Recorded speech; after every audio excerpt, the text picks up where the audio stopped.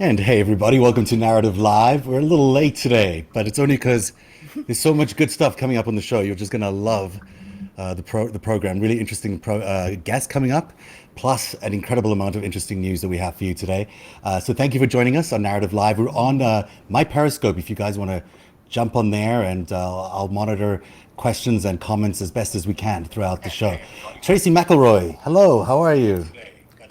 Hi, Zeb. Hold McElroy. on. Did I I'm say it trying wrong to again? pull up your Periscope and Oh, mute okay. it so I don't want it to interfere. There we go. I've got it. So I'll be watching for everybody's questions and comments on Periscope as well.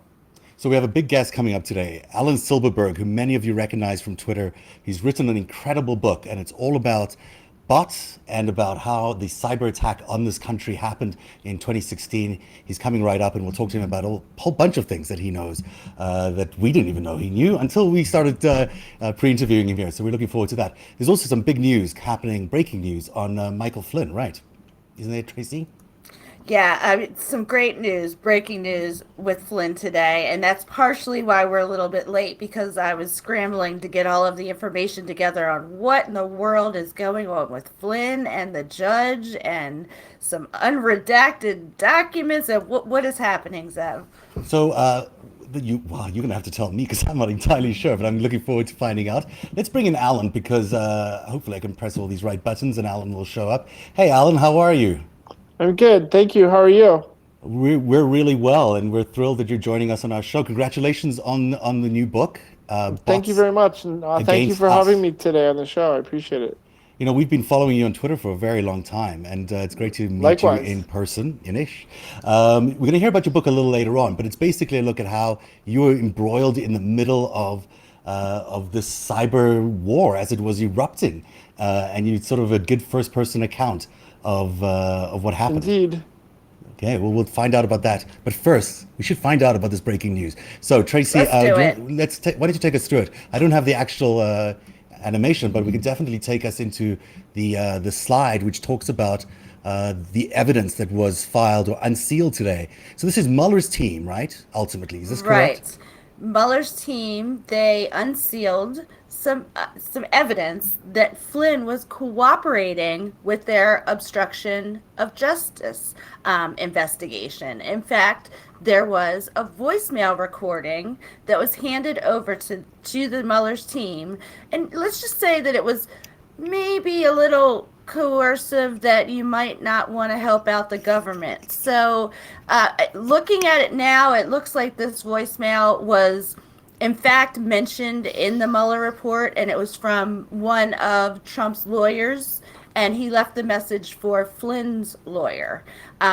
We knew this already, but what we didn't know and what is new in today's information is that apparently someone connected to a member of Congress, or maybe even a member of Congress themselves, was also involved in a little bit of witness tampering of Flynn. Imagine that, some witness tampering happening from within Congress, not just from within the White House. I love the idea that there are tapes. Good lordy or lordy, there are tapes. Although apparently we know about this one. James But it, Comey will go down forever for that but statement. I it, think we'll be saying "Lordy, there are tapes" forever. the operative sentence here, though, is the defendant felt, like he wanted to pull out of this investigation because he felt like he was being threatened, which is, I believe, I'm not a lawyer, but it sounds to me like a lot of witness tampering, and that to me feels like obstruction of justice. And it's one thing if it was just Michael Flynn, but it's not. I It think is we've seen not. now a pattern really of attempts to tamper with witnesses and to some extent obstruct justice, which is probably why that decision was ultimately not concluded by Mueller. But everyone from Don McGahn to Michael Cohen to Manafort to Flynn and to, I'm losing his name right now, even though I know who he is. Who's the guy in the Jerome, there's Jeremy Jerome Corsi? Corsi there. Yeah, Yes, all of these I guys. believe. Yeah, I believe he stated that Roger Stone was trying to get him to have a heart attack in order to not testify, just something crazy like that. But yeah, Wow, we've that is got something five crazy. here that we know about right now, Zev, that are So possible witness tampering. So we're not really surprised the the White House is operating in this way, but it does seem like it leaves the Congress in a very uncomfortable position. Now, Alan, you actually know Michael Flynn and have Well, encountered him in real I, life. yes, I've had a couple meetings and some phone calls. We served by accident together on an advisory board for another company, and I was already on the advisory board, and then he came on after me, and then our communications ended in March of 2016. So, what's he like? Because I got to ask that question. He's a pretty intense guy, actually. Yeah. He's very smart. Extremely, to me, right wing. I'm sure others may not feel that way, but and pretty sure of himself. So he's right, and it's a lot of. But I was dealing with him in the context of two companies talking about something potentially, and their company was trying to white label something from my company, and we kept asking a very basic question, like, well, who's going to use it? And the answer was always nothing or vague, or we never got any kind of answer. And it was that caused us to walk away and not continue our discussions. Now, it's odd for him to seek out someone who's essentially someone from the Democratic world or from the left-leaning world. So how did he end up doing that? Well, again, the two of us were on an advisory board together for another company. So there was this whole other piece of that, which was just that, we were together at a function in Washington, D.C., and he and his business partner, Bijan Kian, who's also up for trial coming up in a couple Very months. soon, yeah, big trial Yeah, too. um, uh, they started asking me some questions about my cybersecurity company, and would it be possible to do certain things, and so we had some pretty vague discussions. I got to say, I mean, there were never a lot of specifics because they never wanted to tell me anything. They didn't want never to tell me who their clients were, or what their ideas were, or how That's what things were happens going to when be you're hanging used. out with foreign agents, I guess. Looking back And now, it's They become don't clear like to share why. details. And I will say that part of it for me at least was that he was a three-star general, and even though he'd been fired by Obama, it seemed like that was more like personality issues rather than anything else. If I had known anything about like Russia or Turkey, I mean, I would have run like as fast as I possibly could, a million miles away. Well, especially with this particular trial that's coming up, we'll hear lots more about your experiences with many of the characters involved in the Trump-Russia story coming up. But first, let's talk a little bit about the top story for today.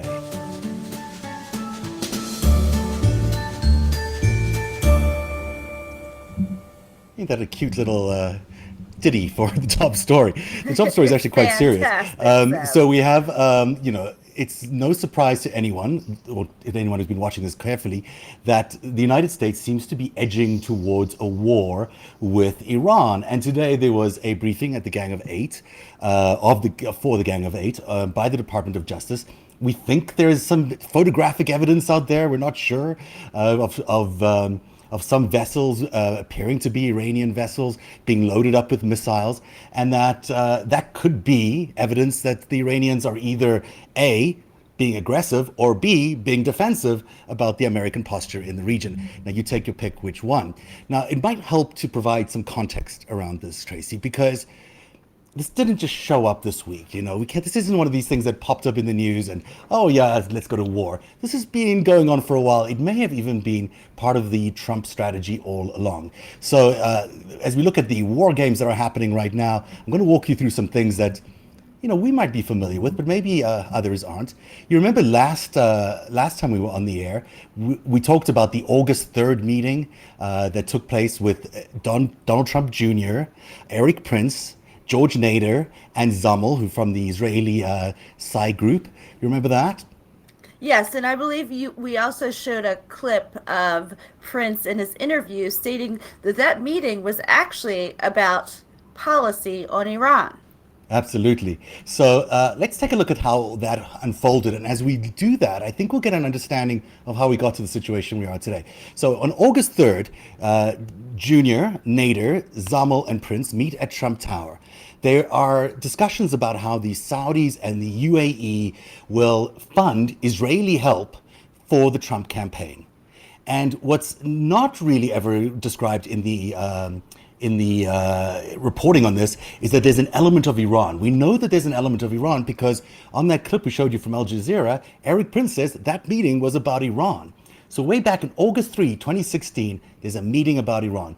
December 15th, which is after the elections, there's another meeting. This time it's Bannon, Flynn, Kushner, and Mohammed bin Zayed, who's the Abu Dhabi Crown Prince, who's basically the MBS of the Emirates.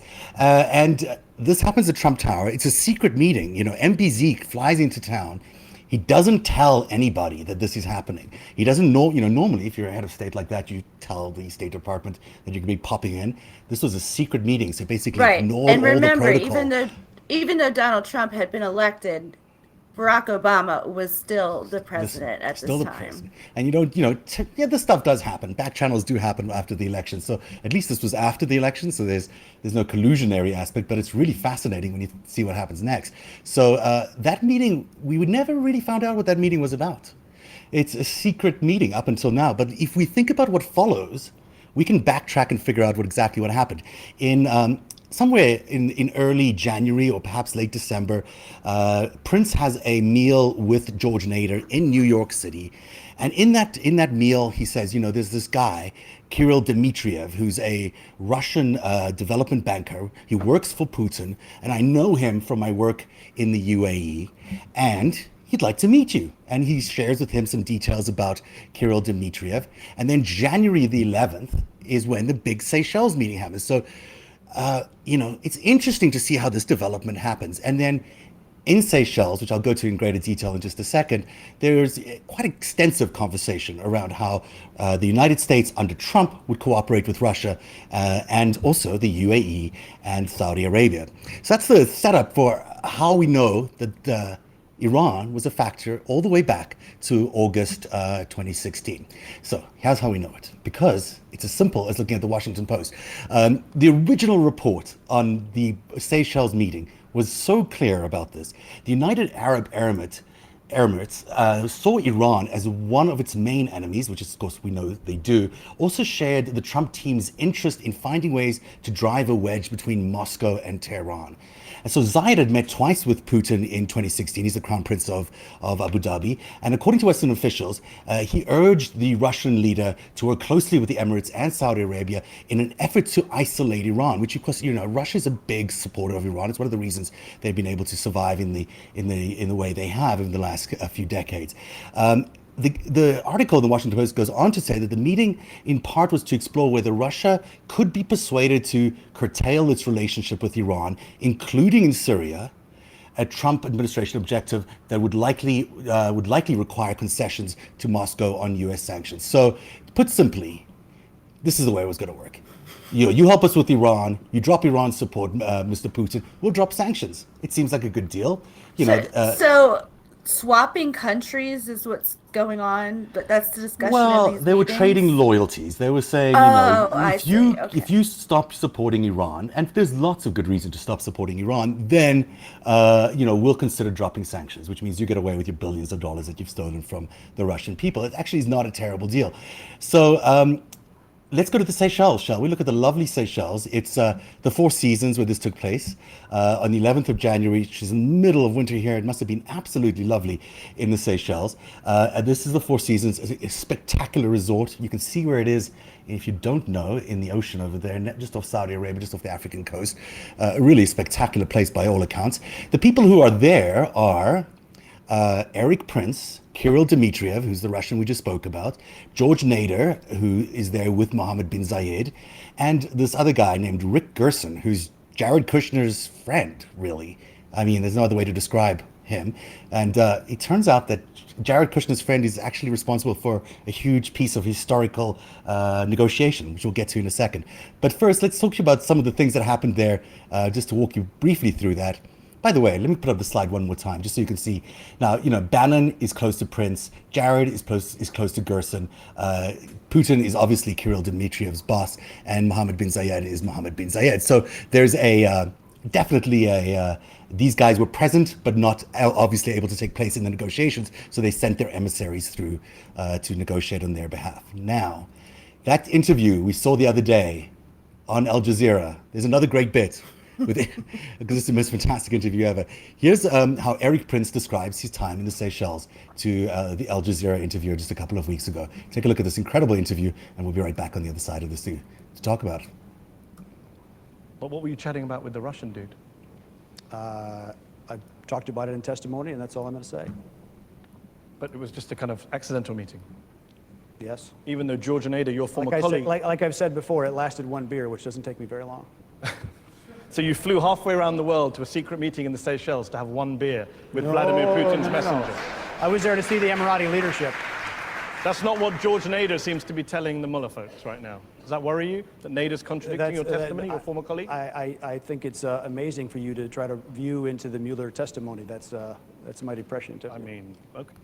Well, it's not just viewing into the Mueller testimony. It is, in fact, what Mueller reported in the Mueller report, that he did sort of fly there for one beer, according to his testimony. But it was a lie, because he had more than just a beer with Kirill Dmitriev. As it turns out, he had 2 meetings with Kirill Dmitriev. In one of those meetings, there's actually a conversation. It was an urgent meeting that was Eric Prince asked if he could see Kirill urgently to tell him that he had got a message from the Trump organization, hands off Libya, because Russia was moving its forces towards Libya. So if anyone thinks this was just a chance meeting over a beer, no, they were literally trading off countries with each other, which is I have not seen that detail anywhere in the news, but that hands off Libya thing is quite fascinating, because then you start thinking, well, did they also talk about Syria? Did they talk about Iran? What else did they talk about that we don't know? Finally, just a couple of quick thoughts on what else happened afterwards. So you remember Jared's friend? Oh, yeah, the Rick Gerson guy. Yeah, so Rick stays in touch with Kirill Dmitriev, and it's unclear if Rick was there throughout the entire Seychelles meeting or just there for part of it, but he stays in touch with Kirill Dmitriev. And these 2 guys, I mean, he does not hold any position in government or anything like that, come up with literally a 5-point plan about how the United States under Trump is going to get along with Russia. And literally a 5-point plan, which we all talk about the Molotov-Ribbentrop Pact. Is that's when the Germans and the Russians decided to work together.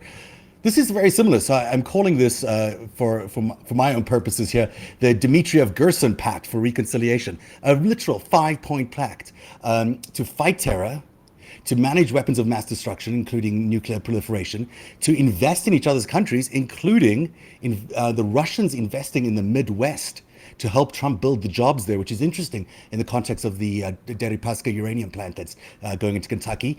There's the dialogue over disagreements, agreeing to disagree at least on issues like Ukraine. And then they're going to set up a joint task force with 2 to 3 people from each side to handle the next steps. Now, it might all look to you like a conspiracy. It might look to you like collusion, but it's not, because all of this happened in that short window before Trump took over as the president of the United States. But the point of the story is, this Iran thing goes way back, and it goes back to the UAE and the Saudis getting frustrated by Iran's continued aggression in the region. And there's no doubt that Iran does this. Iran does this not just because it wants to be bad guys and wants to be terrorists. They just don't want America back there. They've had America in their backyard for a long time, and every time America does come there, it doesn't end well. So they arm these terror organizations. They are having this regional policy because they don't want America knocking on their door. As it turns out, America's going to knock on their door anyhow. So that's my take on what's happening with Iran, looking back all the way from 2016. So Alan, you know a little bit about Iran. What do you think? Am I making things up? No, I mean, this is obviously an ongoing long-term situation. We've had numerous little things with them. However, I will say that in the last several months, it really does not appear that Iran has been doing anything other than their usual nonsense to harass America. I mean, they do sponsor Hamas and they do sponsor a number of the major terrorist organizations. They give them money, they give them armaments. But that stuff's been, like you said, also been going on for years. And I don't believe there's been any like major change. I think this is a wag the dog situation. Yeah, it certainly does begin to feel like that, especially when these new images, which have not been publicly released, remind me so much of Colin Powell showing up at the United Nations and showing all those supposed nuclear devices or whatever it was on the back of those trucks. It really does begin to, who's going to believe in Yeah, this but time, you know? the difference is that back then there was actually a coalition of countries that were sort of agreeing on that intelligence, Right. and now there's not. And America is standing all by itself, in part because we've alienated our allies with Trump, and in part because, there's nothing there. There's no there there. Right, but there's a desire by the United Arab Emirates, the Saudis, who are in a war already with Iran in Yemen, and the Well, Israelis but to also use this moment. extend that to Russia, because Russia would love to destabilize the Middle East even more than it already is. I mean, if they could kind of make the Middle East more destabilized, then that might push America out of some of the positions that America has in many countries. Well, Qatar, UAE, Kuwait. I mean, yeah, right? I mean, America has bases, and so if Russia could somehow foment a war between us and Iran and Saudi Arabia, maybe then shift things around. They might be able to set up some bases that they don't have in the Middle East. And I think that you really have to look at this whole Iran situation and the Saudi Arabia piece as well. I believe in the same eye that you look at the Russia situation. yeah, I think there is we've always said it's a multinational conspiracy, and I do think that there is some horse trading going on. I do think that maybe the Russians will lean off Iran if they can get Syria completely to themselves, and if they can get sanctions relief. I think they'll do it I because think it Putin's seems like trying to mess with any country that he can, yeah, and he's trying to make America weak in any way that he can. Through weakening our alliances, weakening the trust that America has, the United States has built up for decades with many many countries. And you have a president who's beholden to Vladimir Putin and who appears to be the puppet of Vladimir Putin. And this guy's making the decisions that are affecting millions of people here in the United States that are clearly not in our best interest. And, there's a term, clear and present danger. I've yeah, tweeted this several times. I mean, I right. really strongly believe that he's a clear and present danger to the country when he's destabilizing the alliances that so Right. many millions of people in this country have fought for in the military and Coast Guard and and various federal agencies to protect. I mean, like what have all those people sacrificed for all these years to build this like idea of democracy and then to have it all get shattered? Especially when you think about the rights that are slowly being eroded, just the abortion bills that have been passed in the last few days, and this is the start of what is going to be a continuing erosion of the things that many people have fought for, literally fought for, whether it's in wars or just demonstrated or otherwise fought for over the decades. And I agree. But also I think there's also a real timing thing here you have to look at. That there's all of a sudden there's like a full circus tent full of stuff coming out about abortion right at the time that Trump needs the most distractions he can possibly have from the fact that his son got subpoenaed, that Flynn is now basically saying yes, they were obstructing. I saw it, I heard it, whatever was part of it, and I think that if you combine the Iran thing and you with that, you really have to say, okay, this is like distraction central going on. So this is a good way for us to actually talk about your book because it's, in fact, what your book's largely about. So the book is called "Bots Against Us," and Tracy, you've taken a good long look at this thing today. Thankfully, do you want to tell us a little bit about what your thoughts are about the book, and then move us into some questions here? Sure, Alan, first of all, thank you so much for sending the book to me. I couldn't put it down. Once I Thank started you. reading, I was like, what? What? Are you kidding me? What's going on here? I mean, you guys, it really is. It's great. And why it's great is because Alan was, and I think we need to step back. Everybody, we need to know your history, Alan. Who are you? What's your professional life been? You work for Bill Clinton. Let's talk about that first. Okay.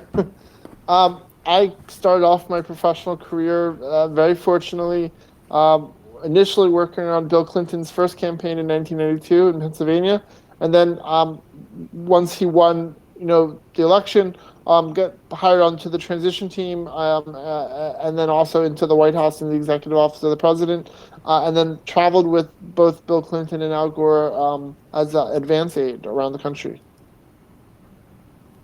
Wow. So you know And you know your way around this political part of the woods quite well.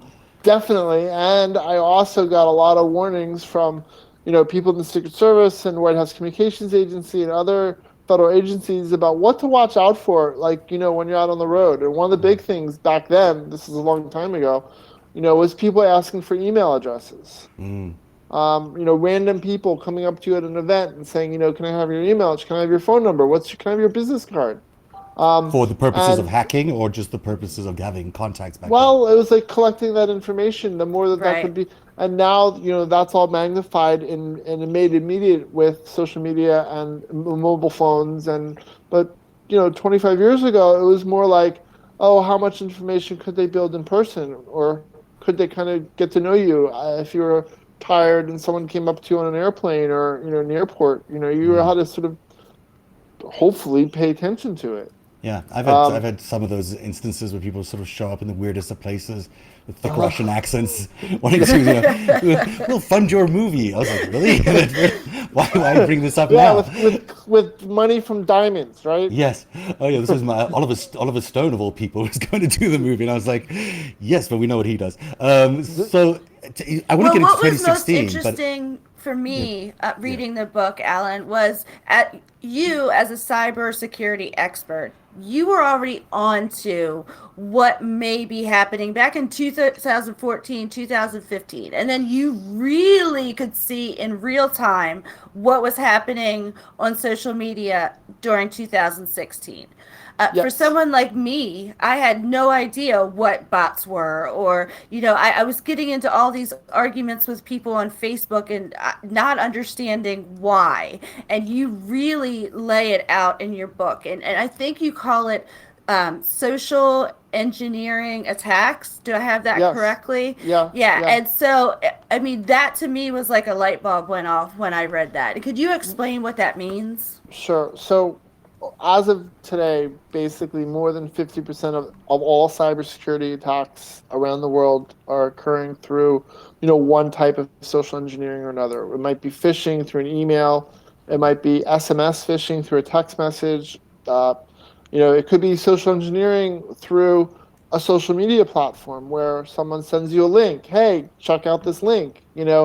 Um, and in 2016, what we saw a lot of, and I saw it as well, as you mentioned, and thank you for that introduction. I really appreciate it. The Sure. What I saw, first off, I own a cybersecurity company. I started it about 10 years ago, and we've been focused on social engineered attacks, and we've worked with large companies and U.S. government agencies, and individuals and celebrities and politicians. I've seen a lot, so it wasn't like when I saw what was going on this time that it was just some kind of like I had to like really think about it. It was obvious. It was right, but the more important thing is it was obvious in such a way that it was in front of all of us. And the media, people in the news media of all stripes, red, light, right, purple, whatever. Okay, the somebody should have been saying, "Hey, this isn't a story about whose bots are better, whose bots are winning the bot war. No, this is a story of who's behind these bots, who's controlling these things. What's the point of creating a bot army that's essentially controlling millions of fake social media accounts, and some of them were programmed to, attack you. Some of them were programmed to divert your attention from whatever it is that you are saying. Some of them are programmed to simply tell you that you're wrong. No matter what you say, you're wrong. And if you could put up any fact, you're still wrong. And then there's other ones that are programmed to basically feed off some of those other ones.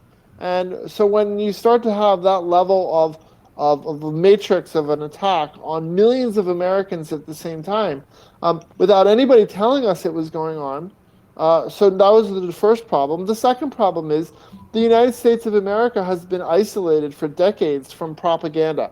We've never been in a situation where we've had a hostile foreign country being able to get into our heads and use the mediums that we're so used to using every day to mess with us, and in this case, to attack us. And so, what you were experiencing on Facebook, we were all experiencing, which was if you clicked on something about Donald Trump, all of a sudden there'd be 30 stories coming from some website you've never heard of.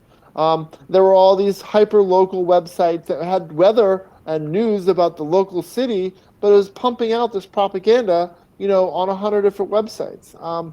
But there is no one in the U.S. government standing up and saying, attention citizens, it's time to turn off your social media. It's time to go back outside and actually have a real conversation with your neighbors, and not something that's driven by false information that's been planted there. That's so Right, true and I because- know. Sorry, Zeb, but you and go I ahead. have done a lot of reporting on Cambridge Analytica and psychometrics that they used and everything. And Alan also covers this really, really well in his book. I find it so fascinating that people still today don't accept the fact that happened and is still happening. I go, people they still think it's some voodoo that people are talking about that doesn't affect them. I mean, it took me a long time to sort of get beyond my denial and accept that we're all victims of the cyber war. We've all had our minds played with. But most people, most Americans, most people in the world do not believe that they've been victims to that. It's because it's so invisible. So how do you convince them that it's really happened or happening? Well, I think that first of all, it's not invisible. We have a president who's basically non-functional, and if he's not a full-on puppet, he's a part-time puppet. And we have a situation where we have a president who every day is lambasting the people in the intelligence community, the law enforcement community, who are protecting all of us. And instead of being a patriot and taking the side of the United States of America in these major geopolitical discussions, we have someone who consistently, emphatically takes the side of Russia and or their talking points. And there's no reasoning for it. There's no support for it, and often it's in absolute contrast to what the experts in the U.S. government are saying at that time. But this is, that's the So that's that's sort of very the real, but yeah. that's a very real effect. I mean, that's not like a fake effect. But So, you so don't how know do when you're like reading your social media feeds, you still don't know where you're being manipulated. I mean, there's just no way to know. Well, I think first off, we all have to be really careful. No, number one. Number two, we all have to step back from these social media things and realize that these companies, whether it's Facebook or Instagram or Twitter or YouTube or Reddit or whatever, whoever designed the software, they designed it so that you're going to stay addicted to it and you're going to sit there on it and use it as long as you possibly can. If you combine that with psychometric profiling, like you're talking about, and also the fact that most people are dealing on mobile phones now, so they're really isolated on this really small space right in front of them, which, as we've all seen, people now will take their phone. I'm going to just do a demonstration here, and put it in front of their face while they're talking to you, as if whatever they see on the screen is much more important to them than the real life person standing right in front of them. And so I think that the Russians realized that America was basically like, fat, happy, and stupid, lying on our couches watching Netflix and absorbing, 100 hours of social media a week. And I think that they realized that, and they said, okay, well, here's an opportunity. If we're going to make an attack, let's attack the minds of millions of people at once. And do it not just one time, but over the course of a year and a half, every day, Yeah, 24 hours a day. 24/7, never 24/7, stops. exactly. And so then one of my points that I make in this book, and I think it's really important for all of us to think about, is that we were attacked as a country. It wasn't the Democrats, it wasn't the DNC, it was Russia attacking America. And the sooner that all of us can basically come to the understanding that as a country we were attacked, we need to come together as a country, put aside partisanship, and actually lay out the facts. This is what happened. Here's how we can take steps in the future to make sure that another hostile foreign country doesn't try to interfere with our elections. And the term meddling and collusion, I mean, these are like made up terms to sort of satisfy people in the media who have nothing better to say. But the real terms are conspiracy, cyber war, information war. I think those are the terms that have to be used every time you mention this stuff. The results are as real as if we were physically attacked by even more real in some ways because they're more profound than if we were attacked by planes flying over our major cities because we're losing our grip on the world. And the thing that just strikes me that's really important is that it's still ongoing. I mean, this hasn't ended. We are still constantly under an influence attack. And Well, it's why we're still actually separated. it's been ongoing for a while. I mean, in my book, I write that I was sort of really focused on it from maybe 2014 on. And in part because I had been invited to go to Russia to make a speech in Moscow in 2011, which was the time between Which Putin's hotel did you stay presidencies. at? Zeph wants the really good information. And are there any takes? I can tell you it was several classes of hotels lower than whatever that one was. But I did give a speech there, and it was during the time when Putin was not president, and Russia was expecting him to come back to become president very soon. And everyone that I met was super nervous about it. They were really worried about their freedom of information. Well, not that they had full freedom, but like the ability to use the internet and the ability to use the phone calls and just whatever without necessarily, having people stomp down their door 5 minutes later. But now with Putin coming back into office, they were very concerned that those rights that they had recently gotten again were going to be taken away again. Very, very legitimate concerns, by the way. Exactly. And then, what I saw was in 2014, Putin issued a decree saying that all the bloggers in Russia now belong to him. Now, in Russia, a blogger is probably more like a hacker. It's not necessarily like a mommy Right. blogger here in the United States. And so at first, his first move was, you all are now part of my information warfare thing. His second move, which basically got no press, was he fired the president of the Russian version of Facebook, and then installed his crony to run that position. So in 2014, he on one hand uh, essentially nationalized all the Russian bloggers, okay, under some intelligence services, and then at the same time, took out a major CEO of a major company and then installed, his crony, and then the third move in the same year was they started making Russia as a country started making a number of announcements in the world press about their investment in artificial intelligence and how they were planning on using artificial intelligence as a way to counter sanctions and to counter the cost of that the West was putting into hardware. They were like, well, we could use AI and beat them at their own game. I've got a couple of questions So I from think the in some ways that's kind of what happened here. It's really interesting. Your take is really fascinating. I think spot on. A couple of questions from the people online. One of them is, how can we get the mainstream media on board? Are you worried they'll fail us again in 2020? This is specifically about the media coverage, but it speaks, even broadly, more I broadly, think to what what happens we in 2020. I think what we saw today with members of Congress standing there reading, I think it's still going on, reading the Mueller Yes. report. Yeah. I think the more that we have people actually verbalizing the words that are in the Mueller report, the more likely it is that more people in the United States are going to get it. That's number one. Number two, I think that the media needs to do a very harsh self-examination of its own inability to recognize a fraud and a cheat right in front of their own eyes. They were able to look, these financial records that are coming out now, they should have been able to be gotten a couple of years ago. So I think that obviously, there's some corporate media that they're not going to do anything. They're just going to keep going down their road. But I also think that Americans have to start to get upset about this, and we have to start, whether it's protesting in the streets or whatever. But instead of just sitting back and being, oh, well, yeah, okay, maybe we were attacked, I don't really know. I mean, we actually have to have serious conversations with our neighbors and our family and our friends. Oh, well, you're a Republican. I'm a Democrat. Let's sit down and have coffee and let's talk about the fact that our country was attacked and how can we as a country, fix that. And I think the media really needs to take up that kind of narrative. Yeah, I don't see them doing that very much because we still are I very don't much either. in our silos. It would be great if there was some sort of push to get people to talk to each other because it just is not happening in the way it should, and therefore the numbers just don't budge. The people in the red states are in the red states and they stay as Trump's base. In fact, his ratings, approval ratings have gone up, which is kind of I stunning think post mortem. I mean, that's a little, probably just a little rebound from the Mueller report Yeah, coming out, I think.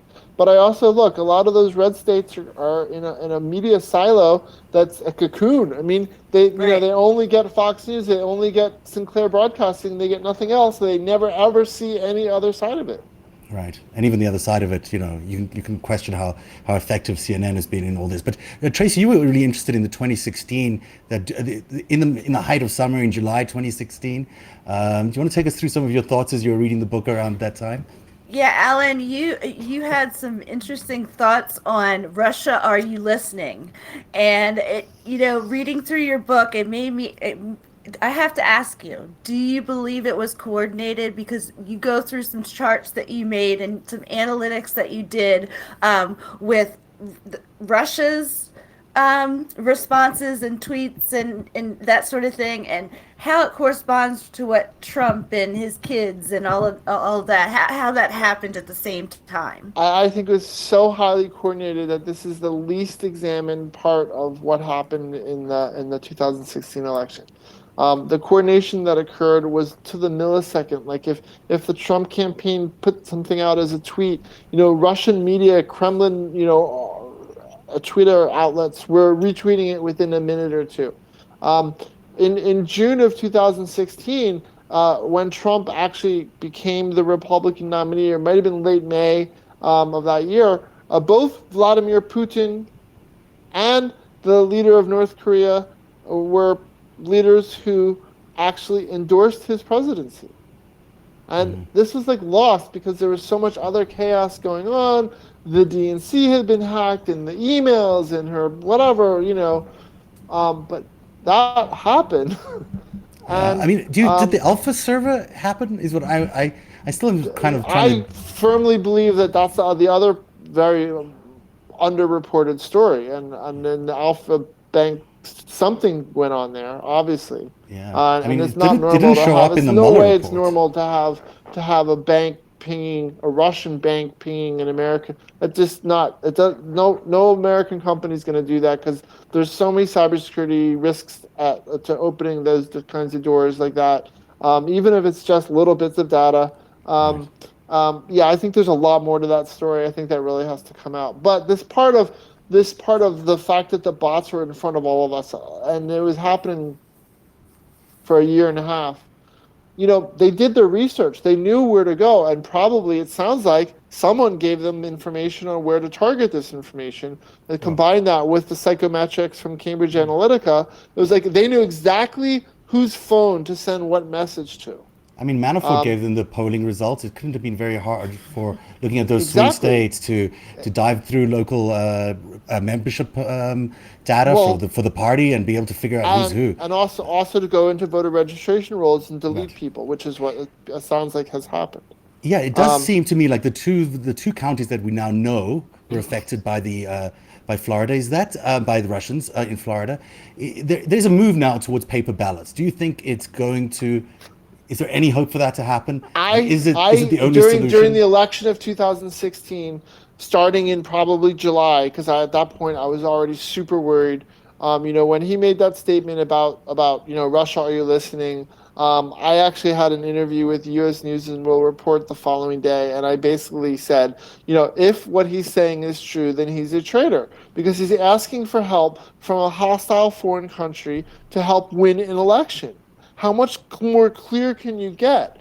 And I think that when I was interviewed and I said that, I mean the amount of grief that I took for being quoted as saying, he should be called a traitor, was pretty intense. I'm sure. But the You other weren't thing that wrong though. happened, Yeah, no, I you were wasn't. drunk. And the other thing that was happening during that time period was this coordination that you're talking about. So as the summer of 2016 was moving forward.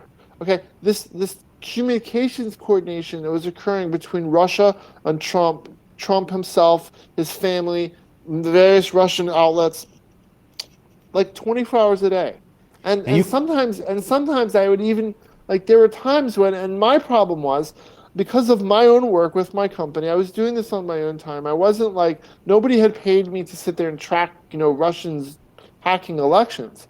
And so I was seeing a lot of this on a mobile phone between airplanes or whatever. And I wasn't always in a position where I was able to like take screenshots or capture it.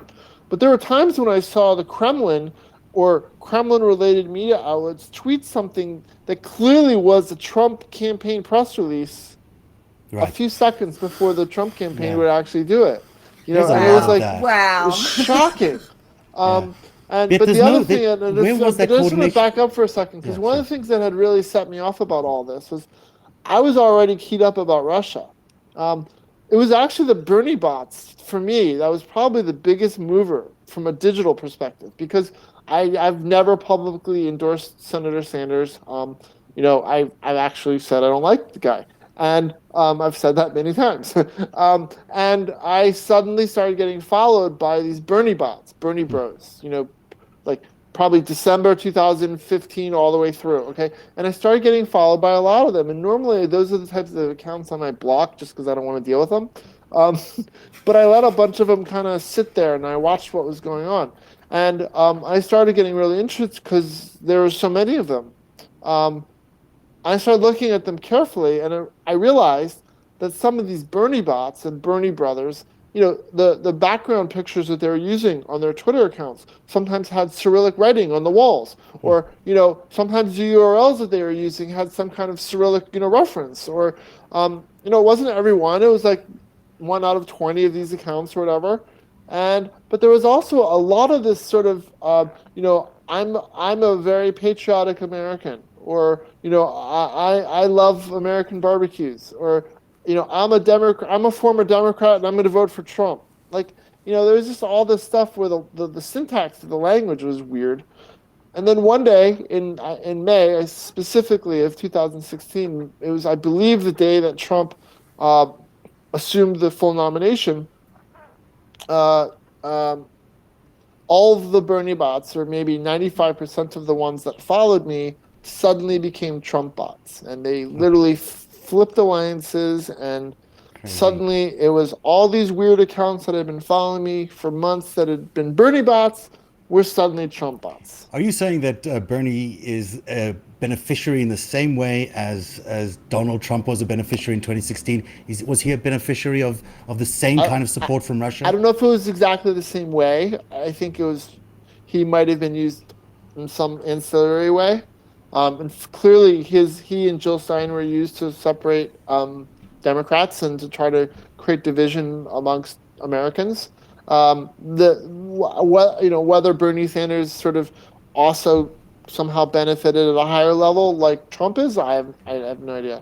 But Right. I do clearly, and Mueller talks about the fact that the Sanders bots were Russian, and So that interesting. millions of Americans were fooled by these Bernie bots, who then became Trump bots. And yet he's still running again. Final thoughts, Tracy. Any other questions for Alan while we still have him here? Well, just a real takeaway, Alan, that I had that I think is important is people need to start thinking about this as a much larger attack by Russia.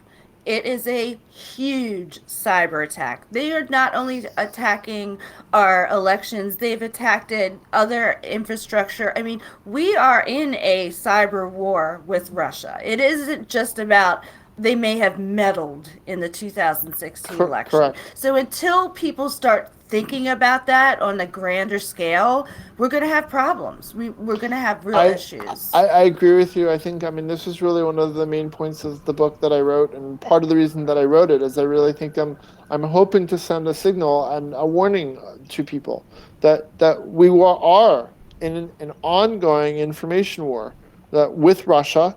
Whether we want to be or not, whether we want to acknowledge it or not, that is what is going on. I'm certainly not the only cybersecurity person out there saying, "Hey, we're in an information war with Russia." Um, but okay, maybe your house wasn't blown up. Maybe your car wasn't blown up. Maybe there aren't bombers flying through the air. However, millions of Americans' freedoms by virtue of their vote being somehow played with, had their rights taken away. Yeah, Okay, there's let's no just doubt start about it. with that. And now we have a puppet, president who's not serving the Constitution at all. And I mean, every day he's making money off of these foreign situations. And I think that, if you stripped away everything else and just look at emoluments, then, obviously we have a man who's unfit for office. But we also have somebody who's at the very least is the puppet of Vladimir Putin, if he's not something much greater. And he's not doing the job that he should be doing to protect America because there is no effective counter strategy that we can tell. You might know more. Is there something being done to protect Americans? Is there Okay, an so actual I think defense? that's a great question. I think so on a national level, the military definitely has ramped this up and has, the Cyber Command I think is opening the floodgates of what's possible, how responses might occur. However, the 50 states have nothing like that by themselves, and Right. each state kind of is up to its own legislature and governor to decide, how are they going to spend money on protecting elections? How are they going to spend money on cybersecurity? What kind of training is going to be made available? And right now, I will say it's really only a couple states that have seriously taken this on and said that they have to invest, they have to train, they have to fortify their defenses. Some states are actually turning to their state National Guard as a way to kind of help bridge this and make a way where they can kind of help monitor election systems and vendors. But I mean, I think we're still it's a real patch quilt situation. Where some states are better able to defend themselves, and many other states, I would say the majority of states are not. And also, because there's been no acknowledgement of what has happened, what happened in 2016, 2017, 2018, and what's happening now, the White House still has yet to acknowledge it. And as a result of that, the funding and the resources from the federal government hasn't been directed towards this in the way that it should be. So yeah, the federal government has huge cybersecurity budgets. Very little of that money is going towards election security. And even if they've increased the budgets a little bit here and there, and then the other problem is a lot of these vendors, specifically the election machine vendors, the election voting database vendors, all of them have forced the states to sign these ridiculous non-disclosure agreements. So even if there are problems, it's We very won't know about possible that the states won't be able to even talk about it because Are you kidding they're me? under. I'm not. No, I'm not. I think that this is a real problem for everything that we're doing right now. Is that the election machine vendors and the software vendors for the databases for election systems, they basically force the states and local municipalities to sign unbelievable non-disclosure agreements. So, and the other thing is the voting machine companies don't allow experts to come in and actually do code reviews. So we're talking about the equivalent of an ATM machine, okay, that you vote on, and instead of it giving you an accurate paper printout of whatever happened, and you can go home on your computer and see what you actually did, Right. we're talking about something that fakes it. And there's so many different levels of tabulation and points where hacking can happen that it's just Right. impossible to safeguard. So The my onus is on the cons- citizen really to we have to take greater responsibility on a local level. We also have to talk a lot more about what we see and what we hear. And we and, also need to get out in volume. Everybody Yes. needs to vote. If you Get are out and voting vote, age, register and you vote. need But to vote. but also, I think that schools have to start thinking about, what kinds of citizen education programs can be taught to both, young kids and to adults. Because adults, anyone over 50, I mean, they really need to be taught just as much as kids do. In a different way. How do you be safe online? How you tell a fake account from a real account? Absolutely, what a good idea. I mean, Why aren't we doing yeah. that? That is That a sounds like a great great idea. idea. But We there should be isn't doing anything there's nothing like that right now. Well, not yet. And We can so, make it happen. I mean, if you're going to invest some money, part of that should be in a long-term education strategy, to start to train the United States of American citizens. Like, here's how you protect yourself against online active propaganda. Well, I mean, just the kind of messages you were suggesting earlier, like, these are the very practical steps that you can take when you're checking into your social media feeds or when you're going to your voting booths. Little infomercials, little PSAs would be really helpful. It's a good idea, Alan. I'm going to have to end this because we've been going on and we could go on forever.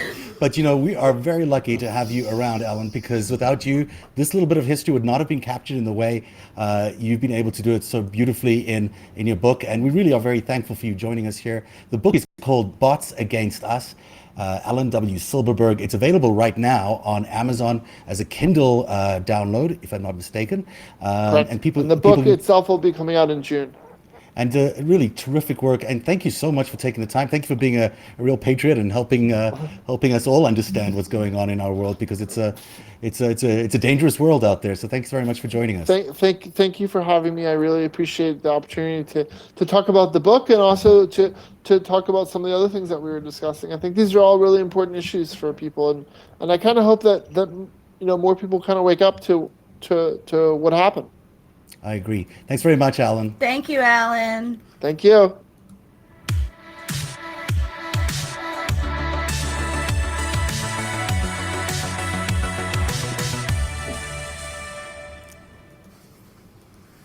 That was pretty amazing. What a What a smart great guy. interview.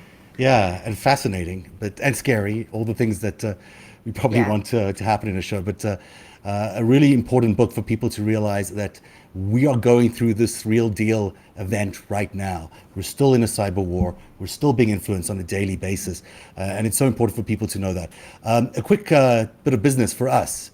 I don't have the poster, but as everybody might know by now, because we've been saying it ad nauseum, we've just signed on to Patreon, which is the service that allows you to subscribe or become a member of Narrative. Membership starts at $3 a month. It's really not that much. Helps us do the kind of coverage that is important to the current climate and to the elections into 2020. Right. And just like tonight's show, with Alan talking about what we need to look for going into the 2020 election, it's our mission here at Narrative. We want to educate you and bring you the truths about what you need to know before you go vote in 2020. And so patreon.com/narrative. We've been ending off the shows with quotes from various founders. This one seemed appropriate to me today, from Alexander Hamilton. Give all the power to the many, they will oppress the few. Give all the power to the few, they will oppress the many. These guys were spot on. I've actually been reading the Federalist Papers. If anyone has a little time on their hands. I'm glad you're doing it for me so I don't have to. It's a really good read. Thanks again for joining us on Narrative and Narrative Live. Tracy, it's great to see you again. We'll see you tomorrow.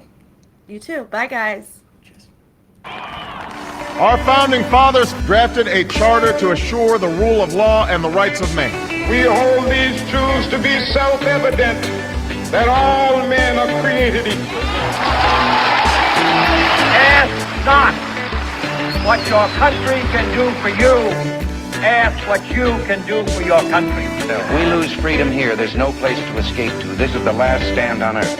Those ideals still like the world, and we will not give them up for expedience sake.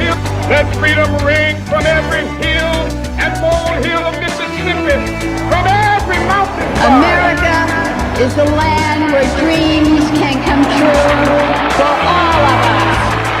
When we allow freedom ring, flags of freedom fly all over Europe. every village and every hamlet, from every state and every freedom walk we together. will be able to speed up that day when all the children, black men and white men, Jews and Gentiles, Mr. Gorbachev, tear down this wall. we are